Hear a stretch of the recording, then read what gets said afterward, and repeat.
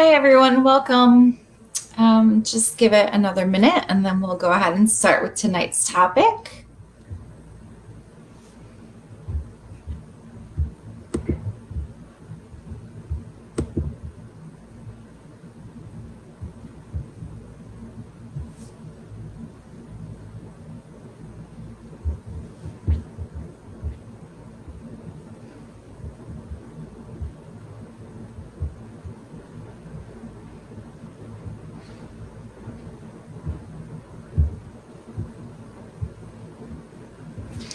Okay, we'll go ahead and start now. Thank you for everyone who's joined tonight. Just for those of you who are new or haven't joined me for my webinars before, my name is Dr. Chelsea Roscheib. I am a sleep specialist and neuroscientist at Wesper. We are a sleep tracking and sleep disorders diagnostic company. I do these webinars every Wednesday at 8:30 Eastern Standard Time, just to help educate people about different topics relating to sleep and sleep disorders. We usually do topics about sleep apnea, but tonight I wanted to talk about the most common sleep disorder, which is insomnia. And pretty much everyone has had insomnia at some point in their life. Unlike sleep apnea, not everyone has sleep apnea, but almost everyone has had insomnia. So it's a really important topic. And I'll jump right in. So we're just going to cover the basics of insomnia tonight, what it is, what are the subtypes, what are some of the causes of insomnia, and how we would typically treat somebody with insomnia. So let's start out by exploring what is insomnia. Well, again, insomnia is a sleep disorder, and it's typically marked by an inability to fall asleep or an inability to stay asleep or a combination of both.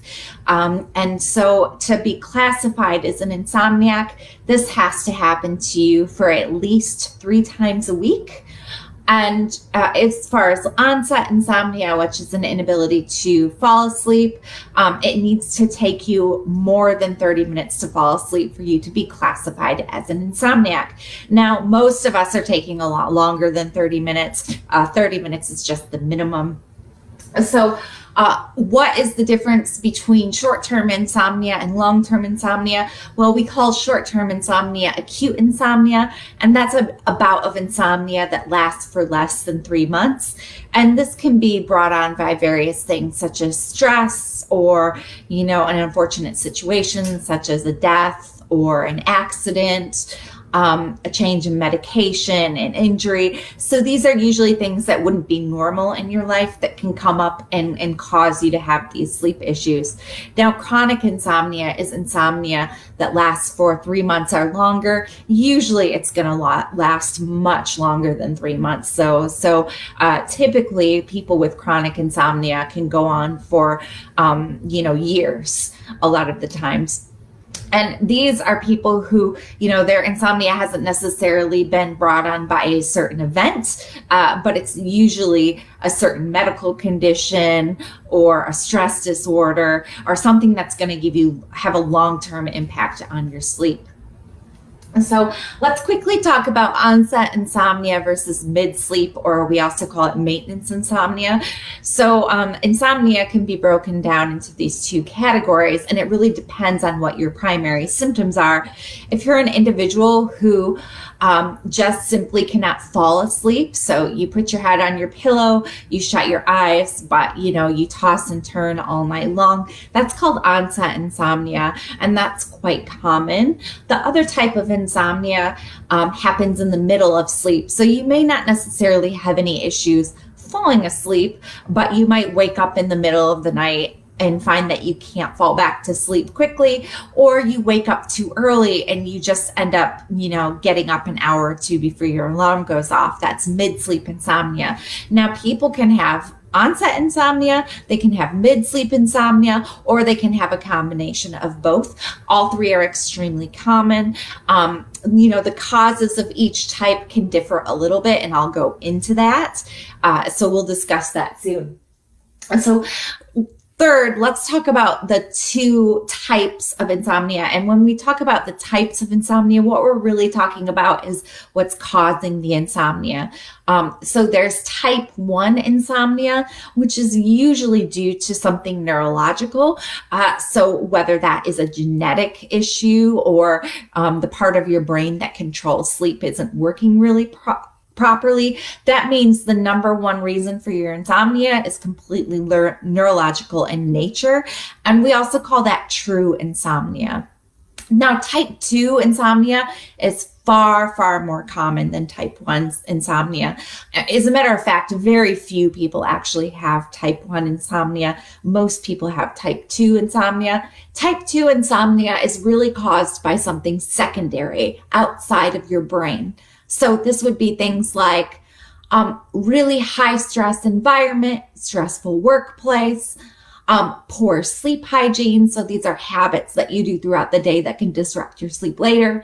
A medical condition that isn't related to insomnia per se, something like heart disease or obesity or cancer, chronic pain, another medical issue like an infection. So the large majority of people, their insomnia is actually secondary to a primary cause. And this is good and bad, right? Because it's good because we can usually identify the root cause of an individual's insomnia, and then we can target our treatment to that root cause.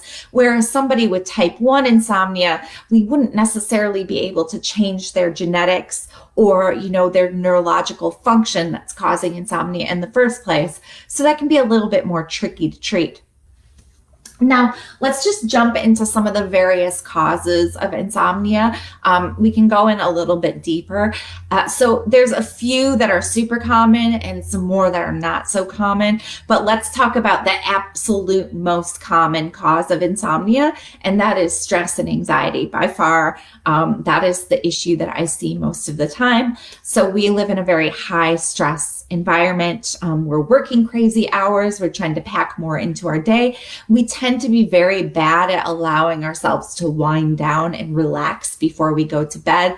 And all that does is it raises our stress levels. It increases our stress hormone cortisol in our bloodstream. And I've talked about this before, but cortisol is very stimulating because it puts you into fight or flight mode. So it's not really good for when you need to lay down and go to sleep because it's going to keep your mind very active. It's going to make you feel very tense. So bringing stress to bed is, one of the absolute most detrimental things that you can do for your sleep. And it's probably the most common cause of onset insomnia specifically. The other reason that stress and anxiety can be detrimental to falling asleep is because it causes an overactive mind. The brain likes to attach to stressful situations and replay them over and over and over in your head. And this is kind of how the brain deals with those stressful situations. Now, the problem with this, of course, is that in order for our brain to go from a wake state to a sleeping state, we need to relax our thoughts and just let our thoughts drift casually. But when we've got a very overactive racing mind, we're in the process of controlling our thoughts. And that really does not let the brain, slow itself down enough to initiate sleep. So by far the number one cause of insomnia, especially onset insomnia. Another cause that is super, super common that I see every day, all day, is poor sleep hygiene. Now, what do I mean by poor sleep hygiene? Sleep hygiene is essentially any of the habits or behaviors that you do during the day, before sleep, or during sleep that might affect the quality of your sleep. So these would be things like drinking caffeine too late in the day, not taking stress into your bedroom. So doing things like checking work emails, for instance, or doing non-sleep related activities. Other things that I see very, typically would be things like having a bedroom environment that's really busy or loud or, or it's not quiet enough or not cool enough or not comfortable enough. So your bedroom is really not a place of rest. It's too chaotic and it makes it difficult for us to fall asleep. Other common habits Oh, and probably I will stress these two. These are probably the most important sleep hygiene habits. Not keeping a strict sleep schedule. So going to bed at fluctuating hours. So it's very common for people to kind of change the time that they go to bed because they're either procrastinating bedtime or they're stuck on an activity, or, they just don't feel tired enough to go to bed at that time. So one night they might go to bed at 10, the next night they might go to bed at midnight. That's really, really bad for your sleep health and your sleep quality. The reason for this is because sleep is partially controlled by your circadian rhythm. That's the 24-hour biological clock that's in our brain that keeps track of when we should be asleep and when we should be awake. Now, when we don't keep a consistent bedtime, our circadian rhythm gets very confused and it doesn't know when to start making us feel tired. So if you have insomnia, or especially if you struggle to fall asleep and stay asleep, the very first thing you should do is check to see whether you're actually going to bed at the same time every single night. And that includes weekends and holidays, no exception. Now, you can be a little bit easy on yourself. If you do have to stay up later one night, every once in a while, it does happen. If you have kids or other responsibilities, that's fine. But the majority of nights you should be going to bed at the same time, and ideally also waking up at the same time every day as well. The other very important aspect of sleep hygiene that most of us don't follow, and I'm not really following it right now because I've got bright lights set up in my living room where I do these webinars, is not exposing yourself to too much electronic lights. So that's light bulbs, lamps, any screens, so TV, cell phone, laptop, tablets, anything like that. And the reason for that is because these lights emit blue wave spectrum light, and blue wave spectrum light is very similar to the light that is put out by our sun. Now, the way our circadian rhythm works is our circadian rhythm keeps track of when there's sunlight available, and that tells our brain when to be awake. So when light information enters our eyes, it suppresses the sleep hormone melatonin. And that's how our brain tells that it's daytime. But when it gets dark and it's close to the time we're supposed to go to bed, our melatonin production is increased. And when it gets to a certain level, it tells our brain that we need to be tired and we need to go to sleep. So when you're exposing yourself to a lot of lights at night, you're essentially tricking your brain into suppressing your melatonin when it should be increasing your melatonin. And that's hugely problematic. So my recommendation is try to turn your lights down about 2 hours before bed and cut off all electronic screens at least 1 hour before bed. If you have really chronic problematic insomnia, you may want to switch off your electronics even earlier than that.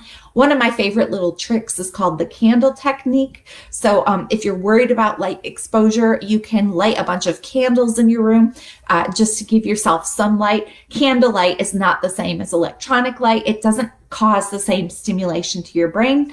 And this is why people in the past who lived by candlelight had a much more consistent bedtime schedule and bedtime routine, and they just slept better in general. It's because they weren't exposed to all of these electronic lights. So those are, sleep hygiene, super important. Keeping a good sleep schedule is important. Making sure you're not too stressed out is important.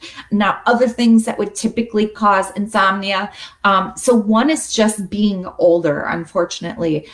So it's a normal part of the aging brain to start having issues with regulating sleep. So it's not uncommon for men and women who, are in their 60s, 70s, 80s, or longer to start having issues with insomnia. Now, they may not have issues falling asleep, but they do tend to have issues staying asleep. So they'll find that they wake up multiple times in the middle of the night and they may not be able to fall back to sleep. Now, this is problematic because seniors still need at least 7 to 9 hours of sleep per night. So if you are in your 60s or older and you are struggling with insomnia, this is not something you should just consider normal. It's not normal. Make sure you talk to your doctor. They may be able to help you with prescription medications, or they may be able to help you get into a routine that alleviates your insomnia. Other things that will cause insomnia, certain health conditions. So most neurological conditions, cancers, obesity, chronic pain conditions. So things like arthritis, most mental health conditions have a sleep aspect to them. So most people with mental health will either, not sleep enough or sleep too little or have issues with insomnia. A lot of that has to do with how the brain is when you're when you're in a mental health crisis, but also a lot of the medications that treat mental health disorders can also cause insomnia as well. So it's just something to keep in mind. If you have a mental health condition and you are experiencing a lot of insomnia, make sure you talk to your psychiatrist, because they can usually prescribe you medication to help you get over that hump. Or if you're on a medication that is making you really alert and too active at night, again, usually your medication can be adjusted, or the time that you take it can be adjusted too. And then finally, illnesses, children can cause insomnia. So, even if you want to sleep, but if you have disturbances in your bedroom, such as a baby crying or a child coming in and waking you up, those can also cause insomnia.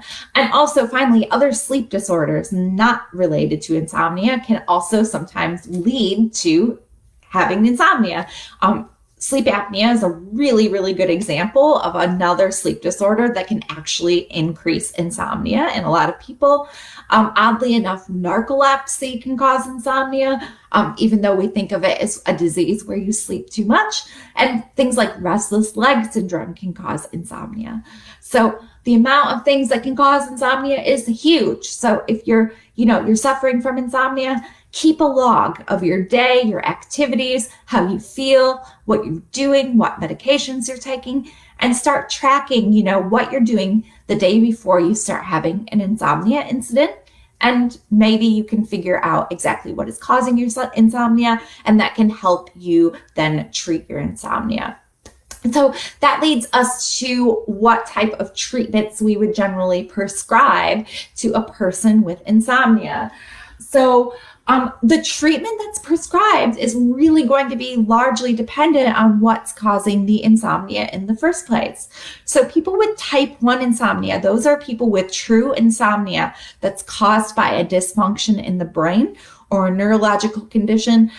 They're primarily going to be treated with medications and also going to be treated with lifestyle changes. And the reason for this is, these people, they don't necessarily have something else we can target. So the first response to treating their insomnia is just going to be putting them on sleeping medications that can actually help the brain, go into sleep and stay in sleep.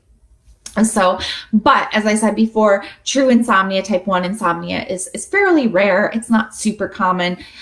So usually we would try other treatments before we put an individual on medication. Okay. So the first two things I generally always recommend to somebody who has chronic insomnia or acute insomnia is, first, you really have to get on top of your stress management, and 2, you really have to be very strict with yourself about correcting your sleep hygiene. And so stress management in particular is extremely important, not just for people with insomnia, but for people in general, because stress is really not great for us. Yes, it does affect our sleep, but it also affects other aspects of our life, like our health in general and our mental health. So getting on a stress busting routine can be hugely beneficial for you. So two stress busting routines that I commonly recommend for people with onset insomnia, so just a reminder, that's an inability to fall asleep, would be, first of all, you have to create a pre-sleep routine, which you would do for an hour or half an hour immediately before your bedtime. And this is going to give you some time to decompress and relax even before you put your head on the pillow and you try to go to sleep. So some things that people typically like doing would be like taking a warm bath, or listening to relaxing music, or reading a relaxing book, or listening to a podcast, or doing yoga or deep breathing exercises. You're essentially trying to switch your nervous system from fight or flight mode to rest and digest mode. And you need a little bit of time to do that. And once you've gone, and this is a routine that you would do every single day. So not only is it going to help you reduce your stress levels, but it's also going to signal to your brain that it's time to go to sleep. Now, if you do your sleep routine and you still find that you can't fall asleep within 30 minutes, maybe your brain is racing, maybe you just can't get comfortable, the next thing you're going to do is focused breathing or focused meditation. So essentially, the reason we always suggest meditation or deep breathing exercises is because it helps us focus our brain away from all of the racing thoughts onto the meditation or onto, the feeling of you breathing. Now, meditation takes practice. It's not something that you can just pick up right away. It's not something that you can expect to work right away. I always recommend try guided meditation first. So you can go on YouTube. There's a bunch of apps. I'm pretty sure Netflix even has guided meditation now. And you listen to the person and they will walk you through how to think, how to feel, what to focus on. And usually once you've done that for a week or 2 weeks, you get really used to it and then you can do it yourself. A lot of people who find that they do meditation while they're trying to fall asleep will eventually just fall asleep while they're meditating. And it really does help their onset insomnia. The other thing that I always recommend is deep breathing exercises. And this is because deep breathing not only helps relax your nervous system, but it also, again, just like meditation, allows you to reshift your focus to the feeling of your breathing. So you'll be asked to, inhale for so many seconds, hold your breath for so many seconds, and then exhale for so many seconds. And you'd be amazed at how quickly that relaxes you and helps you feel sleepy. Okay. And then next is just really getting on top of your sleep hygiene. We've already talked about sleep hygiene. If you're interested in sleep hygiene, I highly recommend that you go on the Sleep Foundation website. Just do a quick search for sleep hygiene, and it will give you a massive list of things that you should be doing to make sure that you're getting the best quality sleep possible. Now, some other treatments for insomnia. We've already talked about medication. Usually medication is going to be sort of a last resort situation, but there are also supplements you can take. So there's a variety of supplements that can help you relax and help you fall asleep. The supplement most people are aware of would be things like melatonin and valerian root and magnesium. They do work for a lot of people, but not all people. So just keep that in mind. If you try melatonin for a while, give it about a week before you give up on it. You do have to be very pragmatic about how you use melatonin. You can't just take it whenever you want. If you have onset insomnia, you're going to want to take regular melatonin. And when you take the melatonin, it's also very important. You need to take it 1 hour before you go to bed, not right before you go to bed, because you need it to get into your system and signal to your brain that it's time to go to sleep. Now, if you have maintenance insomnia, and remember that's middle of the night insomnia or when you wake up, ideally you would be taking a timed release or extended release melatonin. And instead of taking it 1 hour before you go to bed, you would take it immediately before bedtime. And the way extended release melatonin works is it gives you a steady stream of melatonin for 6 hours. So it helps keep you asleep. So that is one option. Now, start small with your dosage and build up. Don't immediately go for 10 milligrams. That's a recipe for disaster. Start with maybe 1 or 2 milligrams. Use those for a few days, see how you go, and you can add a few milligrams at a time. I almost never recommend exceeding 5 milligrams. So, try to stay under 5. And if you need to go higher, just be very careful, look for side effects. But generally speaking, melatonin is very safe. And it's not going to cause you a lot of long-term issues. I will warn you, however, that if you use melatonin for a long enough time, you may become reliant on it, just as any drug or supplement. So, just be aware that if you don't have your melatonin, you may not sleep very well.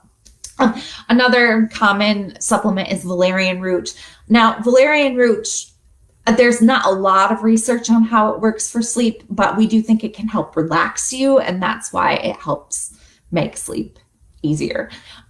So it may or may not work for you. You may require some trial and error. Magnesium is another good one because magnesium helps your muscles and helps your muscles relax. So if you're very tense or wired when you go to bed, taking a magnesium supplement beforehand can be very helpful. It's also helpful for restless leg syndrome. So if your insomnia is caused by your restless legs, taking magnesium may help. It's also important that you do speak to your doctor about restless leg syndrome, however, because there is actual legitimate medical reasons such as anemia, which can lead to restless leg syndrome. Okay. The next thing we, would typically treat for somebody with insomnia is kind of addressing any primary medical conditions that they have that may be causing their insomnia. So for instance, if you have chronic pain, maybe you have back pain, maybe you have joint pain, we would attempt to address that pain and try to make your bedroom and bed specifically as comfortable as it can possibly be, so it's not keeping you awake and waking you up at night. A lot of times we would recommend things like getting a special mattress or getting a mattress topper that really distributes the pressure across your entire body instead of putting pressure on specific points.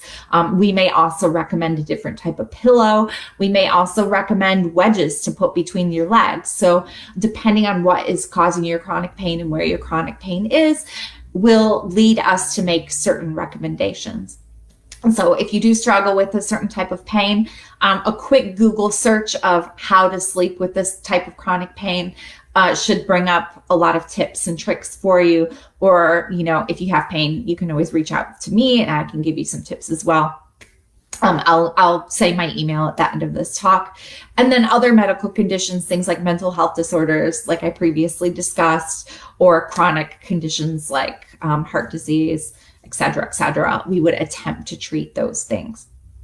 And then finally, for chronic long-term insomnia, especially for people who really get stressed out about not being able to get enough sleep at night. And so they wake up and they're just really stressed, and the stress makes it worse and it makes it harder to fall back to sleep. We would usually recommend cognitive behavioral therapy specifically for insomnia.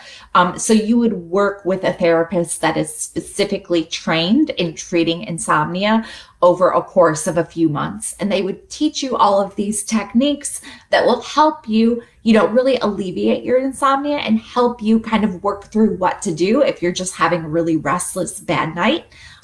Just to give you some examples of what a CBTI therapist might teach you.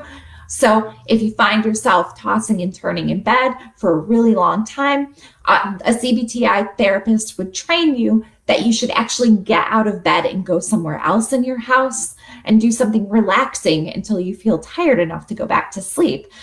This is because tossing and turning in your bed is just going to stress you out more. It's just going to raise your cortisol levels. It's not ideal. It's just going to make it harder for you to fall back to sleep. So that's just one of many different examples that they would teach you. And you don't necessarily have to go see somebody in person. There are CBTI therapists that do telehealth now.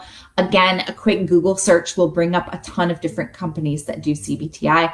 I highly recommend it if your insomnia is related to stress or poor sleep habits. They're really going to be able to help those individuals especially focus on fixing their insomnia. Okay, so I think that's pretty much a good place to stop. Again, this was just a very general information session about what insomnia is and what causes it and how we typically treat it. If you have any questions, I am more than happy to answer. If you have questions about insomnia specifically, or maybe another sleep issue, feel free to leave your comments below. And as always, if you have questions that you don't want to ask on here, you can email me at Chelsea, that's Chelsie, at Wesper, WESPER.co, or you can visit our website, that's wesper.co, for more information. So I will leave it open for questions. If anyone has any, feel free to put them below. If not, that's okay. I'm trying to branch out into other sleep topics besides sleep apnea. We do a lot of sleep apnea because it's so common and people are interested in it.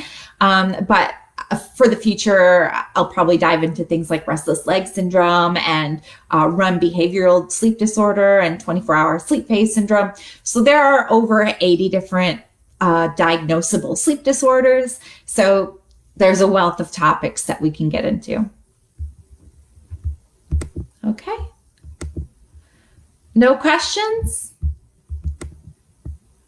Okay, guys. Well, I mean, if there's no questions, that's fine. If you think of a question later, shoot me a message on Facebook or email me. Again, it was an absolute pleasure. Thank you for everyone who joined. And I look forward to next Wednesday. Tune in at 8:30 Eastern Standard Time as per usual.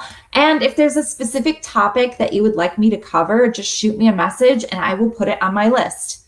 All right, guys, take care and have a lovely night. And I hope you guys get some great sleep.